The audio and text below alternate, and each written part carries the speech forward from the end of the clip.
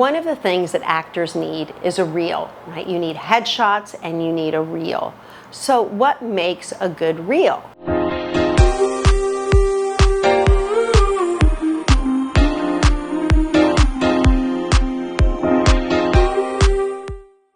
Well, a good reel should show your best acting, and it should show how you look on screen.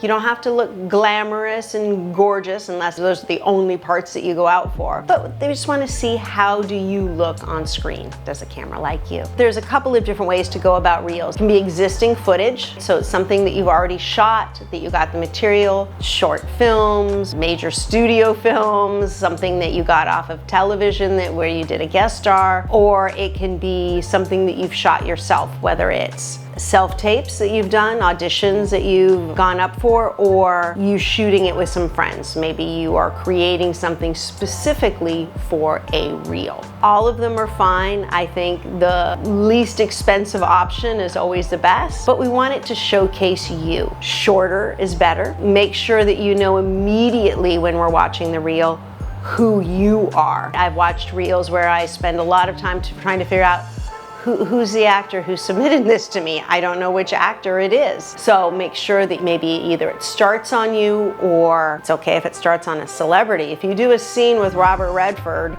or Robert De Niro or Denzel Washington, I gotta mention now some women. You do a movie with Viola Davis, it's okay to feature her a little bit in there, right? But know that what they're looking for is you, to see how you look and how you act. The problem when people create their own reel is oftentimes they're overacting.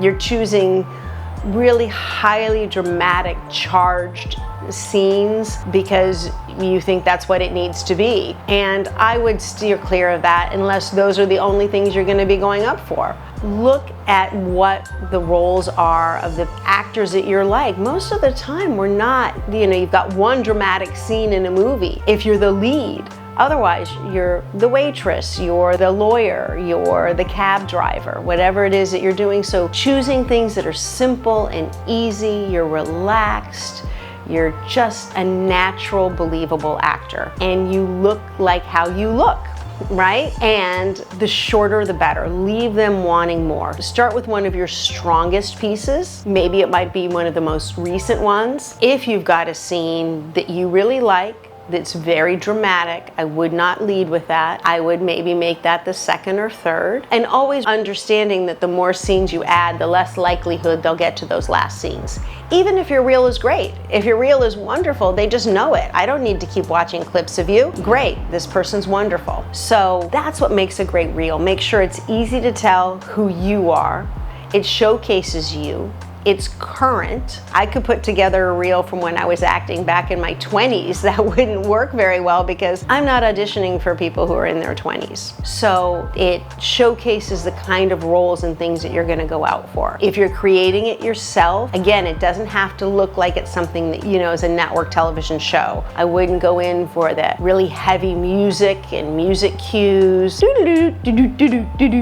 Like, okay, we know it's a comedy, right? You want to have some variety in there. So if you're somebody who's a young person who goes up for romantic roles, make sure you've got a scene where you're chatting with somebody and it's a date scene maybe, and maybe then there's a scene where you're fighting with your parents or something, but have it be a little different. If it's the same scene, we don't need to watch it, right? If it's the same thing that's happening in every scene, we don't need to watch it. If there's another actor who isn't very strong in the project, see if you can edit around them.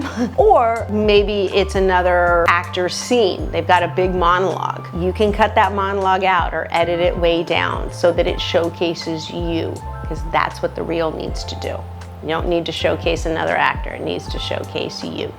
Don't feel obligated to use a certain piece of tape. Maybe your friend put you in their film and you think you need to put that on your reel, but you don't look particularly good, or you're not really doing anything that adds anything to your reel. You don't have to do that. Leave those things out. Leave them wanting more. If you don't have anything, again, just start with a self-tape.